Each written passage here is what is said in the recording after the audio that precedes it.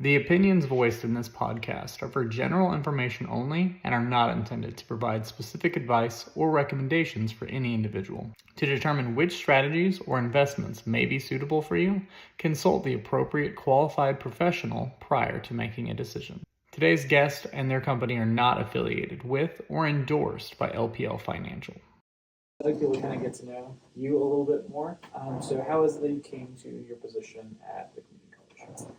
So Cisco College, I have been serving on their advisory board here for the Abilene campus. That was an opportunity that was offered to me when I was working with the Chamber of Commerce. With that role, it's a quarterly meeting typically, and you learn about what's going on at the college, especially specific to Abilene, but understanding the bigger picture of what Cisco College is and what they are trying to do. And through that, I was able to meet other community leaders and have conversations. There was a conversation that Heather McClure is the vice president of instruction, and she and I worked closely on a grant. And she had reached out, took me to lunch. Before lunch was over, she said, I would really like it if you would come on board and rebuild our development office. And that position had been vacant for about 4 years when I came on board. That was a position that was basically the community outreach and fundraising for both campuses. Heather had a vision for what she wanted. The president of the college had a vision, and it just happened that they merged perfectly together. The timing was good because we had started to acquire a lot of grants for the different facets of the college. And with this position then, not only was it about developing the infrastructure or the processes for grants, but also looking at, is there a mechanism for us to reach out to other entities that have grant opportunities that the school might not be able to apply for? And that is where the idea of the Cisco College Foundation came into being and being able to get that started. Okay. What makes you want to work with higher education specifically, and just kind of through the things that you heard about the community college, the work that they do, what kind of brought you into wanting to really be a part of that and that role that have in people's lives? It's nice to have a job. Yeah. First, that's, Sure. Always important, right? Yeah. No, actually, my father, he was an educator, or is an educator, I should say. He's still alive. He worked in the college system the entire time I've known him. And it started out in a community college. And so I went to college at a community college. Education has always been very important to our family, and the Army afforded me the opportunity to go all the way through and finish to my doctorate. And after I received my doctorate, I worked as an adjunct professor for a couple of colleges in South Dakota. And when I moved here, it just seemed that when Heather presented this idea, it fit right into kind of the trajectory that I've always been on in terms of working in education. So it wasn't outside of the realm. I've been a teacher, I've been a principal, been a school board member, served on their advisory committee, and it was a good fit. Okay. So you've been at the college for less than a year at this point. It's almost a year in just like 2 weeks, I think is 1 year. Oh, wow. Okay. I know. Time flies when you're having fun. Yeah. So how has that year been? It has been enlightening. I will tell you, I've had to learn, especially setting up the foundation. I have helped facilitate, do paperwork and things like that for setting up nonprofits. But in Texas, with a school, there are nuances. And one of those nuances is, in the state of Texas, you have the Texas Higher Education Coordinating Board that oversees all public higher education. And I didn't realize that you needed to get their permission to have a college foundation. Right. And so going through that process, that was a learning curve for me. I also went through the IRS process to be able to get the letter of determination that we are a nonprofit. And, that process changes every so often, right? Sure. With the IRS, they sometimes change the rules on you. But we were fortunate and we were able to get it through the first time through. Okay. Learning the communities. Again, we have 2 campuses. The main campus where everything started is in Cisco, Texas. Well, I didn't know much about Cisco. And so really trying to ingrain myself into that community, introduce myself to what that community is about, what their values are. We have a lot of similarities that are value-based between Abilene and Cisco, but you have a small community versus a larger one that has a base and has all these dynamics going along with it. The campus in Cisco has your traditional 18 to 22-year-olds for the most part. There are some other individuals who are non-traditional that attend that campus, but the majority are students that are athletes who are living on that campus, coming from all over the state. In Abilene, it's your non-traditional, typically, and dual credit. I've seen over the last year this huge explosion in high school students doing dual credit, and Cisco is doing an amazing job with that program. About how many high school students in Abilene would you say are kind of far around the program? You obviously can, I can fudge a little. Yeah. So it's interesting. I can give you some actual numbers though.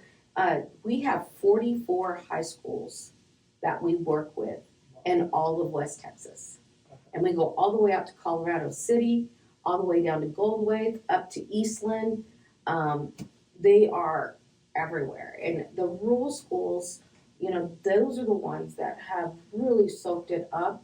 But the last year, 2 years, seeing Abilene, AISD, Wiley School District, seeing more and more of those students coming on board and homeschool students. Right. We have a great relationship with those individuals. We are sitting at about 1,500 high school students doing dual credit right now. Wow. It's amazing. Yes. It's a lot of money saved. It is. It's a lot of money saved. It's great to see those students graduate. We had our first graduation this year. We actually did, normally all college graduation is in Cisco. And this year, knowing that we were going to have extra numbers with dual credit, we held a graduation here for the Abilene campus at the auditorium at the convention center. Really? Filled it with all the guests and the graduates, and there were more than 67 high school students who either graduated with an associate's degree or a certificate at that ceremony. Wow. It was amazing. That is amazing. So for someone who doesn't know you or doesn't really know much about you, how would you describe your day-to-day and what your role entails? No one day is the same. Anybody who has worked in a nonprofit setting in terms of fundraising, you always find that your day is not going to typically be the same.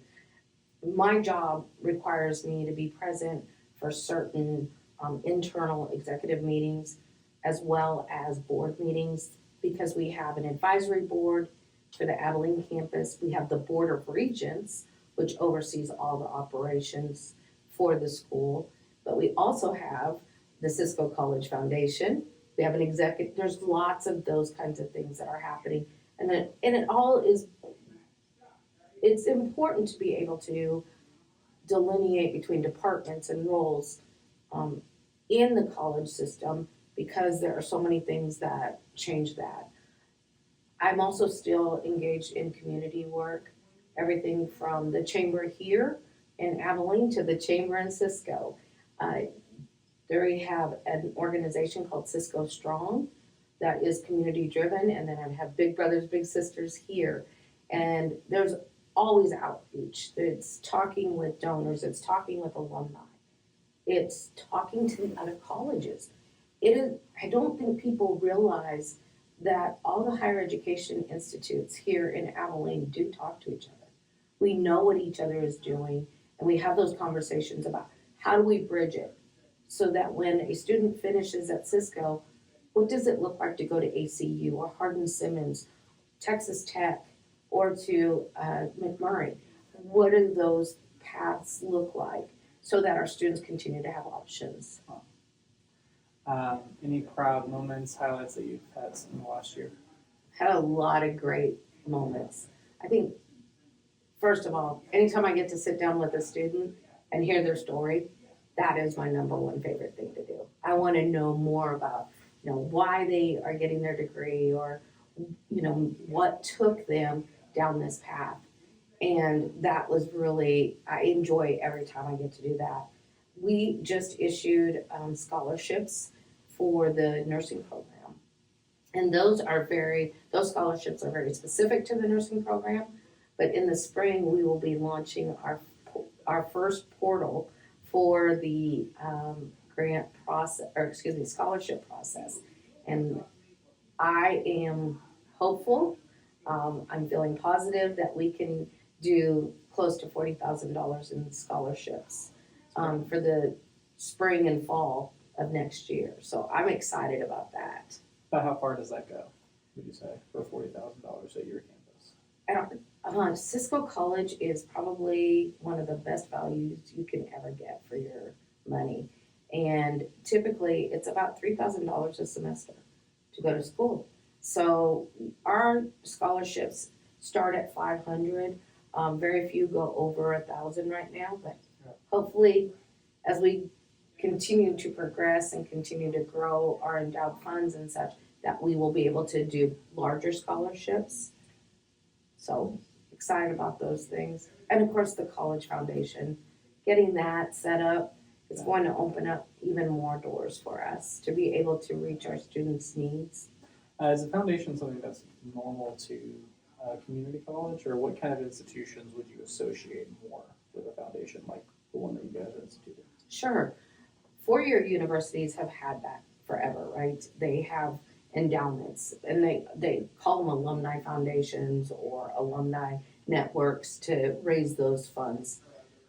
Community colleges, not necessarily so. They typically didn't have that type of environment. I know that when I went to community college, there wasn't a foundation. And in fact, that foundation is maybe 25 years old now.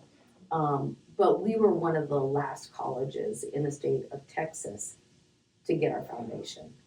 I think there are 2 or 3 others right now that still don't have theirs in the state. And there's 51 or 52 community colleges within the state.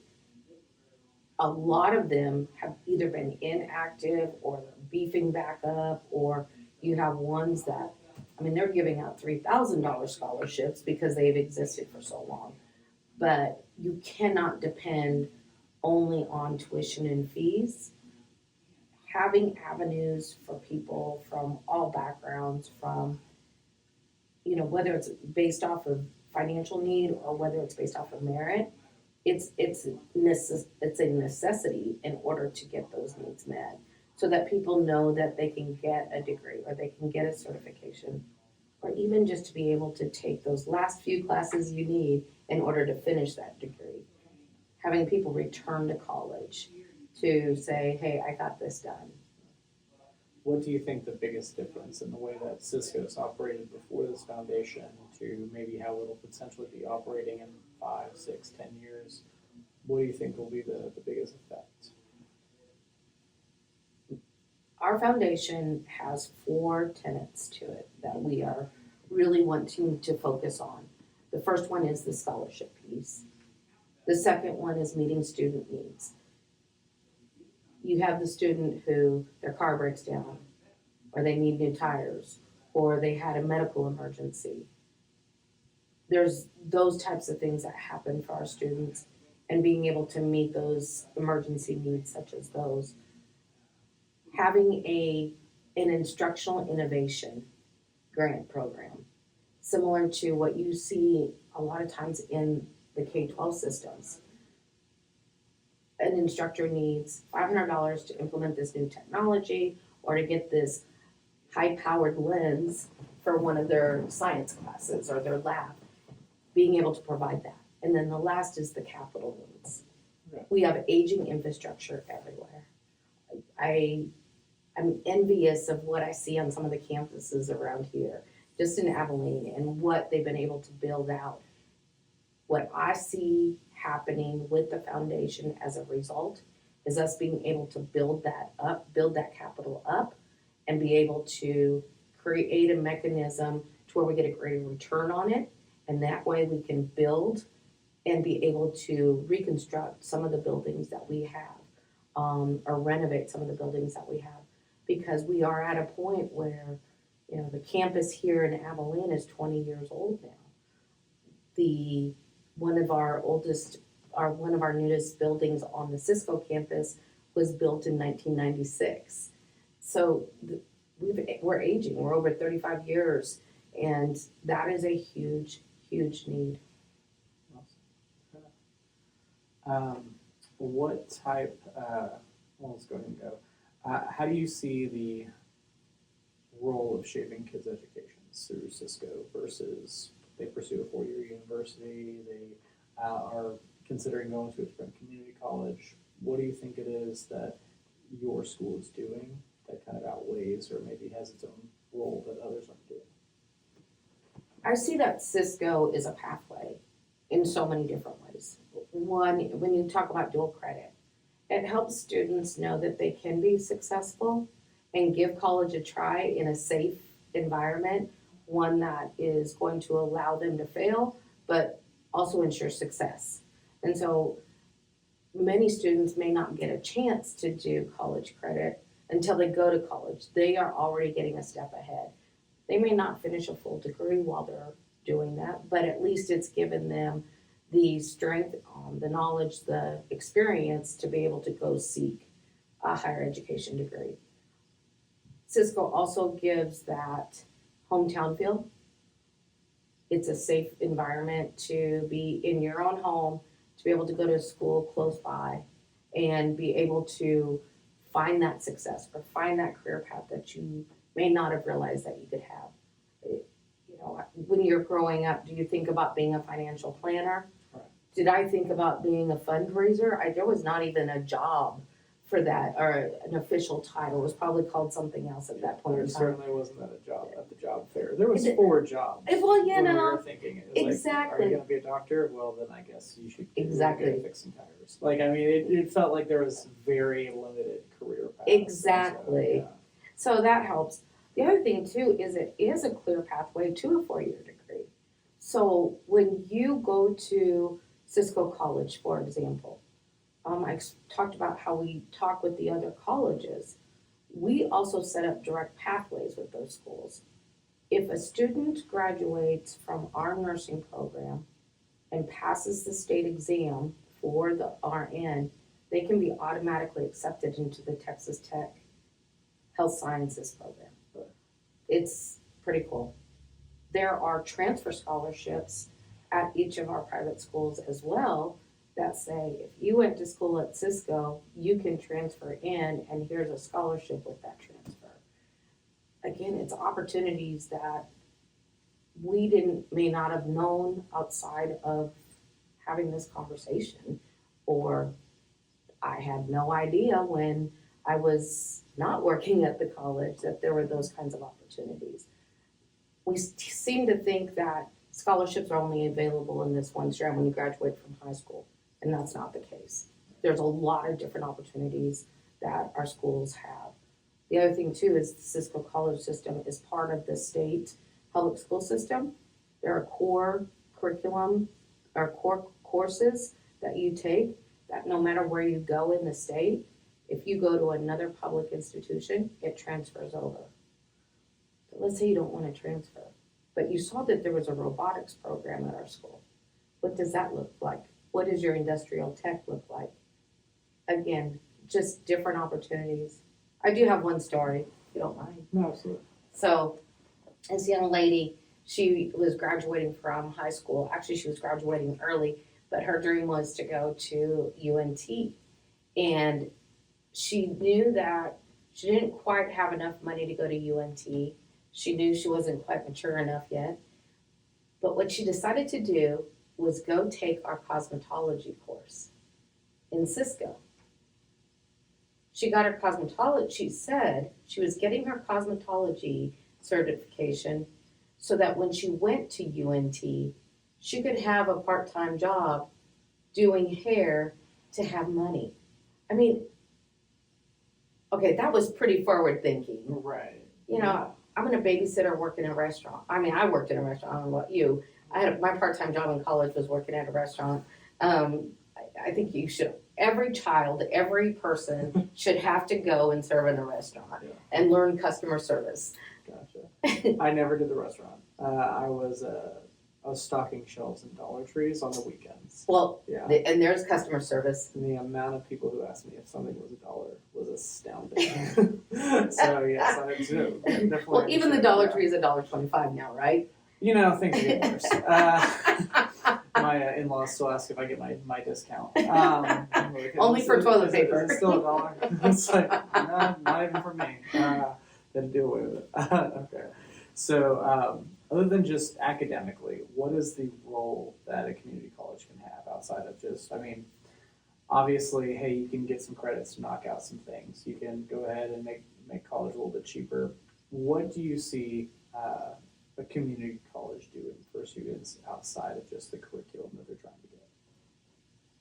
The word community in community college says it. Wow. You know, it's building workforce. It's building the connections. It is putting people to work within the school who can then reside in their communities and be able to have a life of substance because there are positions within the school. Everything from custodial, we even have bus drivers, by the way, because of the sports team. So, you know, you have all these different opportunities. The other thing, too, is the facilities. At the Cisco campus, because we have a basketball court, we have a baseball field, we have a softball field, we are building a new pitching lab for our pitchers. Those types of facilities, the theater, we have a great stage and theater seating at our Cisco campus. Those buildings become a resource within the community so that whether you are a little one in ballet, you can go and dance on the stage at Cisco campus. I don't know about you, when you're little, college kids are cool. And then you get to go to a college and dance. It's pretty uplifting. The high school sports and our college, they work hand in hand together. For us, what we have experienced this fall, we are working closely with a homeschool cooperative called XDOT. Those students, K through 12, are coming on our campus every Friday morning, and they get to break up in their groups and they get to have classes on our campus. Wow. And for a child to see that college is a possibility, or that this is a resource in your community, it's a huge draw. Our faculty have so much experience. You can call me and say, hey, who teaches your business classes? Is there a component in there about X, Y, or Z? I didn't even know that we had an economy class, but we do. Basic economics class, or we have economics. It was not my favorite class. We'll just say that. I did like the whole supply and demand thing. I got that. My supplies, or my demands are not big enough for your supply. I got that. But that is, you know, always something that we try to do is partner with other entities, with professionals in the community, and our faculty, they bring it. They really do. Whether they're adjunct or they're full-time, their knowledge base is incredible. Aside from the foundation, what are some things that Cisco is doing to change or kind of grow with times? You know, there's this thing that's being built north of here, and it seems to be really driving so many things in our community that can feel like it's a pressure, that we got to build more houses, our roads are getting used more, we got to have more RV parks, we got to have the grocery stores. I don't know if you've noticed, every once in a while, the trucks are having to come in more to fill the grocery stores because there's so much demand to get those things done. But the thing that I think it has done for us is it had us take a really good deep dive into our CTE programs, career and technical ed, and say, what are we doing in order to fill the gaps? Because if local technical jobs are being pulled to go work out there, who's filling in that gap? Where are the HVAC people to fill that in? And we have a great HVAC program. We took our team, the team for industrial tech said, you know what? We need to create something that allows somebody to have a basic understanding of plumbing, mechanical, and electricity, but also understand the whole idea of the recycling of water and solar, because all of these things are coming together.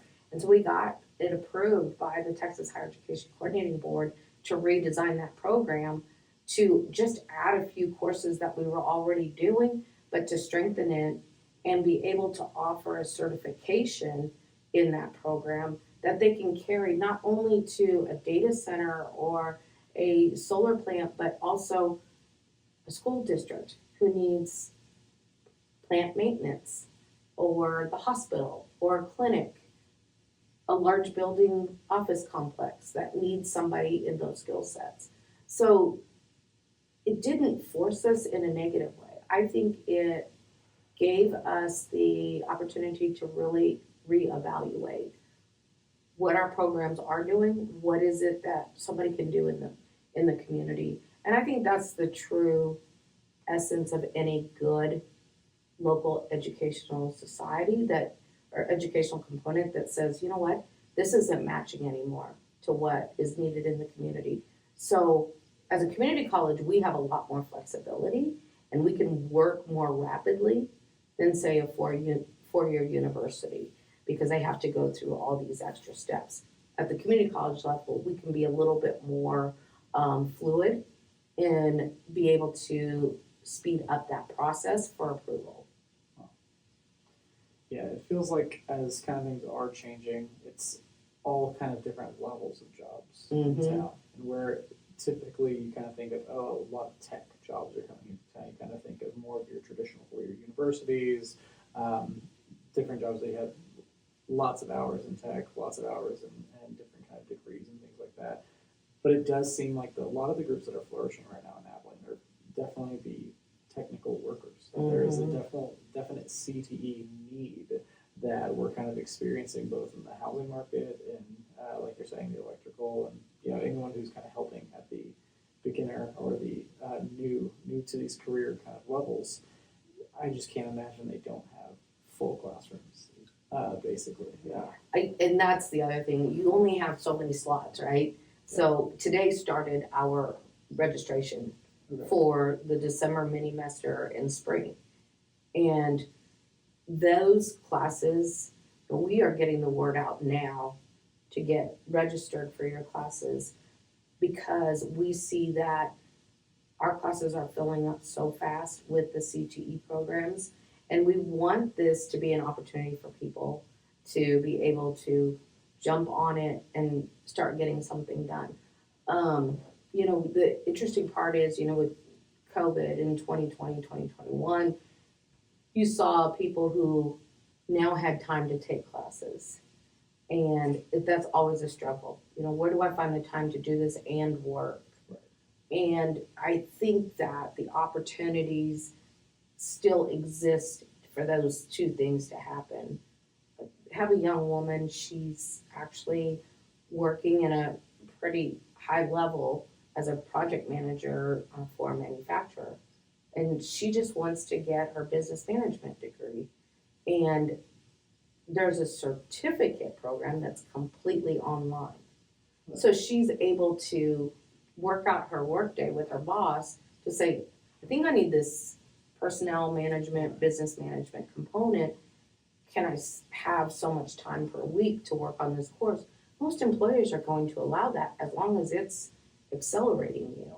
Right. And so looking at it differently rather than I don't have the time, where can you find the time? Not at the expense of losing wages or losing family, you know. Sure. Can't just put the family to the side. Yeah.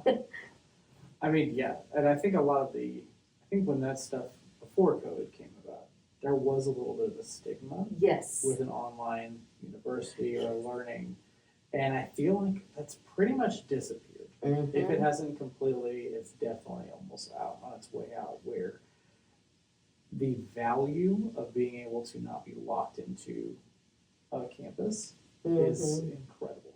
And I mean, I remember doing my graduate hours. Mm-hmm. I literally had to go to a campus here locally, 4:00 every day of the week.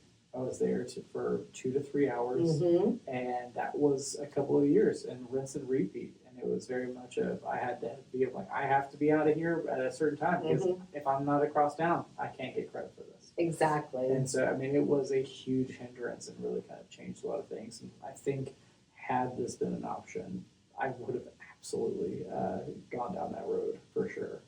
Don't you think though too? Since COVID, I've noticed anyway.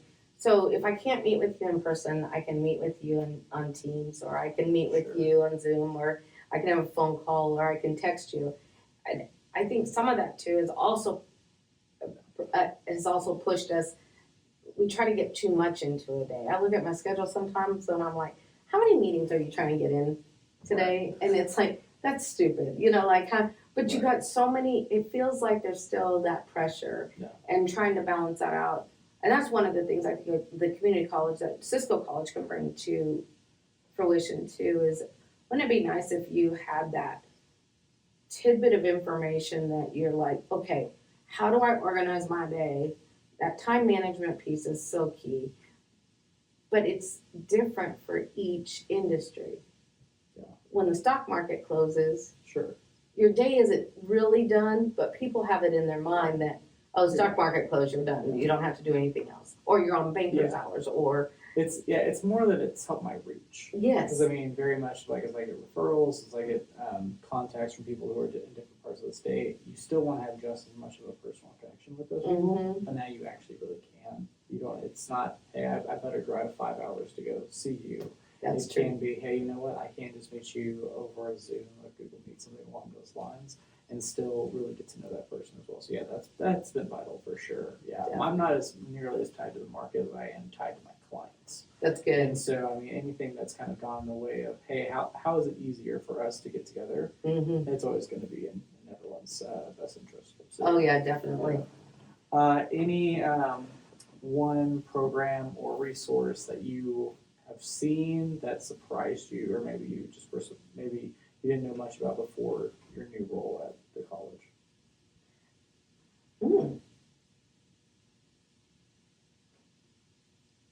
Everything's been a surprise, I feel like, in some way. You know, again, talking about careers, right? We don't know what we didn't know when we were first looking at careers, but there were these other options that were out there. Our health sciences, I didn't realize we had CNA, CMA, phlebotomy, pharm tech, respiratory care, surge tech, LVN, RN. I probably left somebody out. Sorry, guys. Didn't mean to do that. I mean, there's all these different avenues, and our local clinics, hospitals, private surgery centers, the urgent cares, they're all looking for these people. And I think that's what's really cool is like, I would go into urgent care, or I was in there a month ago or something, and 3 of their employees, they're giving them the time off to go get their LVN. And they're doing their internship hours or their practicum hours right there at the urgent care. I'm like, see, it can work. I think that's the thing I am just astounded by. When we had graduation last year, I invited some people in the community to come because I wanted them to see it. It was the first one. And be able to help celebrate that. And one of the people who was there, she said, I didn't know 3 of our employees were graduating with their associate's degrees. Really? And people are doing it all the time. I think it's just that, and they were proud of them, right? And then they could go to work and celebrate them at work. Yeah. I don't know, there are a lot of things that are happening. The athletic programs. I was a college athlete, and I will say that going to the volleyball game and having all the other team members, like the other sports, they were all there cheering for our volleyball team. It was just, I had goosebumps. It was just the coolest thing to me. Like in the small college community, you have these families that exist, and we forget about that. That we may not know who our neighbor is these days, but to go into the college setting and seeing these groups of people that are connecting with each other and creating their own support systems. I just love that. Why does Cisco want a campus in Abilene? I guess is one of my kind of questions. Just like, Yes. I mean, obviously, like in a lot of our conversation, it's been like, oh, Cisco has this. Like, okay, are we talking about here? Are we talking about there? Sure. Why does Cisco want a campus here? What's the benefit? Well, interesting enough, I want to say when I did the history lesson, it was in the 1970s. There was an instructor from Abilene, and I don't remember the premise of why, but they started offering classes through Cisco in their backyard here. And it just kind of grew from there. Like, people wanted to have their continuing education, they wanted to have those things. So they were in the Walmart, the old Walmart on Judge Ely. They were in the Ollie's before. They had a place in Clyde they would give classes. They had all these places that they were renting.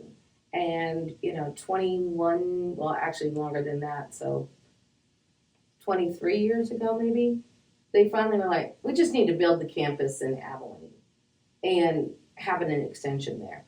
And it was the money was raised locally, some of the money was raised locally, and the Board of Regents, who are all elected individuals from the Cisco ISD, agreed to do a bond to cover it. And next year, it'll be paid off. 2026, it'll be paid off. Our enrollment at the Abilene campus is more than the Cisco campus. Really? And it's just because of the nature of where we are and how people come in and do the programs, right? But it has been, I'm going to probably speak out of school with this. I would have to say that Abilene is what's kept the school going outside of athletics. Really? Athletics keeps it going, and especially since the changes in the NCAA rulings and four-year colleges don't pick up as many high school students straight out of high school into college sports. Community colleges become that entity that I can get some more experience, I can continue to compete, get a scholarship, start getting my education. So I think that's why I'm making an assumption there. To me, it was not that it wasn't here before, it's that we needed to have a place that we weren't just renting anymore. Gotcha. Makes sense. I think, I don't hear many people talk about it, but just how much of a urgency that Abilenians have towards education is always shocking to me. Just like how many people are enrolling in campuses like yours, how many colleges that we're supporting. There's a lot of kind of function in Abilene and desire for growth and learning. What have you kind of noticed maybe in that realm? From you've lived in different places, you've been in different roles. Have you noticed that? Have you, how have you kind of encountered things along those lines? Education is a driver here. Yeah. And if you hear, I heard Jane Beard speak recently about the Heritage Square project and how the original school that was built there, before the big school, there was a school, was facing the railroad tracks so that when the train would go by, people would see that the community valued education. It has been there since the day, that whole tenet has been there since day one, if you think about it. And so for us to have the Hardin Simmons and the ACU and the McMurray, being such a Bible Belt area, sure, they're going to have their schools here. I love hearing Jay Moore talk about the colleges and the history behind it all, because it provides such a different aspect. But by adding the public schools, Texas Tech, TSTC, and I would be remiss to say the best, Cisco College here, I think what it does is it just raises the expectations for people who come here, that we truly do value that piece. We have a base, we have education, we have oil and gas, and we have all these amenities here. And we are a hub for 150-mile radius or something like crazy like that. Where I was at previously in Western South Dakota, this community I was in was the hub too. And they had the private schools, the public schools, and and the train tracks. Not really. And so when you think about it, it really, people forget that education is the ground that we all walk on. That's the one common piece that every person has. Whether you were homeschooled or you went to a public school, you went to a private school, everybody started with education at some point. So where do we go from here as we continue to educate people and continue to give them the tools that they need in order to be successful for the rest of their life and to continue to be able to grow? And having that environment of lifelong learning that goes on forever, that makes it even more critical. All right, so kind of wrapping up things. What's keeping you motivated doing what you do? You have very busy schedules, you have long weeks. What keeps you wanting to keep moving towards that and keep kind of showing up for Cisco every day? That was very deep. I didn't see that question before. It's all good. Number one, God. I don't say that flippantly. I have had a lot of experiences where I could have gone a different direction, or I might not have woken up one day. But God gives me a purpose. And when I wake up, I ask, what do you need me to do today? And I think when you ask that question, that's what motivates you.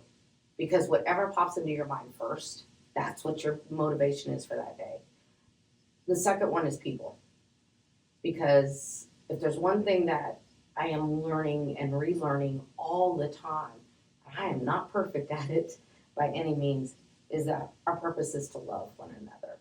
And if our greatest purpose is to love one another, how could you not be motivated to go out there and see people? How could you not be motivated to come and sit down with Steve and do a podcast? Right. And, all of those things, I think that's what keeps me going. And knowing that it's a greater good. It's all about greater good. It's not about me and it's not about you. It's about what is it that we are leaving as a legacy so that people can carry on this whole world that can be confusing and complicated and joyous and joyful in so many other ways. All right. Next few years, what are you excited about building? I'm excited about building the foundation and really being able to see that we can continue to grow our programs, we can grow our community, we can become an even bigger resource to West Texas, from Eastland to Taylor County and beyond, that people see Cisco College is here to stay. We're just celebrating 85 years, and we are here for another 85 years and beyond. So that's what I'm excited to see. All right, someone's thinking, listening to this, watching this, thinking about going back to school. What first steps would you give them? Go to cisco.edu.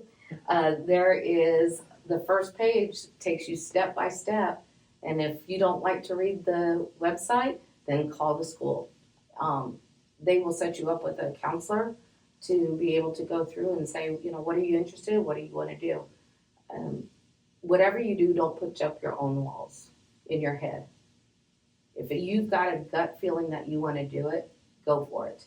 And remember, somebody told somebody no at some point, and you've probably been told no before. People tend to not tell me no, because I figure out a way around it. And it's okay if you tell me no, just let me try to figure out a way to get around it. Right. And you can make it work. Do you think a lot of people will utilize that counselor or not?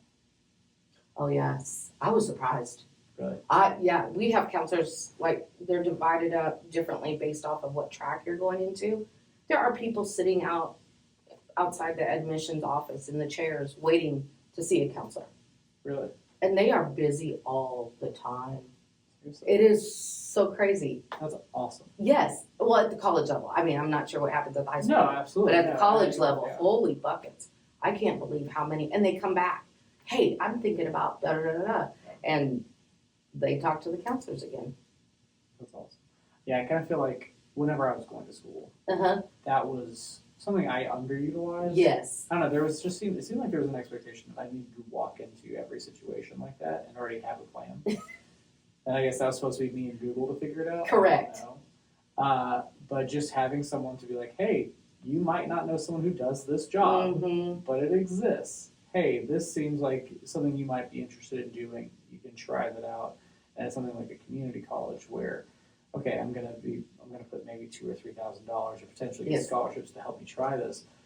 You feel safer trying something Mhm. rather than, hey, I'm walking into Hardin Simmons and ACU and McMurray. I'm going to UT, whatever it may be. I'm leaving my family and going across the state or across the country. You better hope you had a good idea. And you better well, I've been here for 3 weeks and I don't love it. And Mhm. now I'm scared. And so I feel like institutions like yours and counselors like yours can really do a lot of good to putting people into spaces that they never knew existed. They didn't know people around them that kind of showed them that way Mhm. before. And now they have that opportunity. So I think that's just a really cool thing that you guys do. Finally, how can people connect with you? How can people find out what's going on at Cisco? You know, we have a lot of avenues to learn about the school. Of course, the website is one resource, but, you know, we have the Cisco College Facebook and Instagram. We're very cautious going beyond that because there's so many restrictions on public Sure. schools and what they can use. The other thing, too, is just come out to the campus. Just come and check us out. Stop by. The Abilene campus is right off of Industrial, and just say, hey, I want to learn more about the college. You can ask for me. I don't have a problem with that. Saw you on the podcast. Sure. But I think just setting up that initial tour and just taking a look at what's happening is so critical. We have a lot of resources online, and sometimes the website can be daunting because there are so many different programs. So that initial conversation with the counselors is very important in order to really narrow down what you want to do. We have a newsletter. You can sign up for the newsletter. It comes out once a month, and that just gives you some highlights of what's been going on in our school. I'm excited this month. We're going to highlight a couple that married. They met and married. They went to Cisco College, graduated from there. Now they have their own business together, and they connected with us. I mean, it was just kind of really cool to see that whole story come back around, and they shared their story with us. And I think it's just a great testament to where does life take you from 1999 to 2025. Wow. Mm-hmm. That's super cool. Okay. Any last minute things? I appreciate you inviting me to speak. I enjoyed talking with you. You're easy to talk to. That's what you go for. All right. Well, thank you.